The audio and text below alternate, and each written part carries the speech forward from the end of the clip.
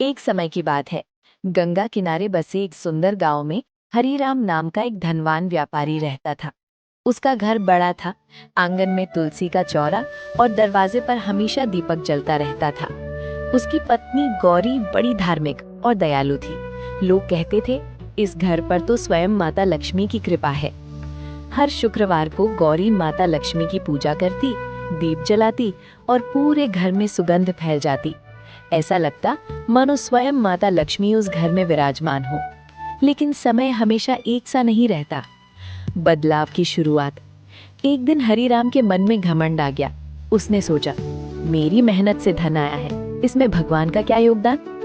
धीरे धीरे उसने पूजा पाठ कम कर दिया। घर में पहले जैसी शांति भी नहीं रही। उसी समय गांव में एक वृद्ध साधु आए। वे बहुत ज्ञानी थे। लोग उन्हें सम्मान से नारद मुनि का अंश मानते थे। साधु ने हरीराम से कहा, बेटा, धन टिके रहना है तो 5 वस्तुओं का दान सोच समझ कर करना। हरीराम हंस पड़ा। दान से दरिद्रता कैसे आ सकती है। साधु मुस्कुराए पर कुछ बोले नहीं। 5 वस्तुएं जिनका दान सोच समझ कर करना चाहिए। कुछ दिनों बाद हरीराम ने बिना विचार किए 5 वस्तुएं दान कर दी।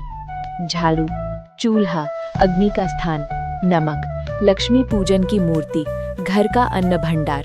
गौरी ने रोका, स्वामी, ये वस्तुएं घर की समृद्धि और स्थिरता का प्रतीक है। पर हरीराम ने उसकी बात नहीं मानी।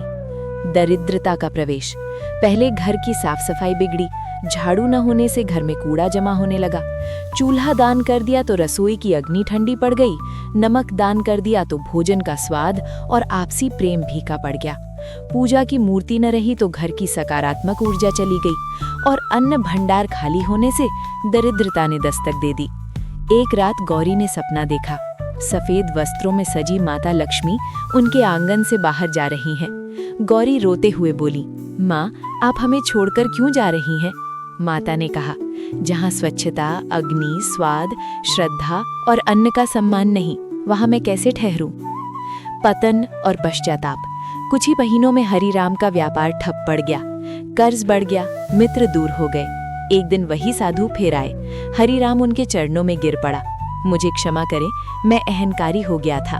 साधु बोले, दान पुण्य है, परंतु विवेक के बिना दान मूर्खता है। घर की मूल वस्तुएं जो समृद्धि का आधार है, उनका त्याग घर को खाली कर देता है। सुधार की राह। हरीराम और गौरी ने फिर से घर संभाला।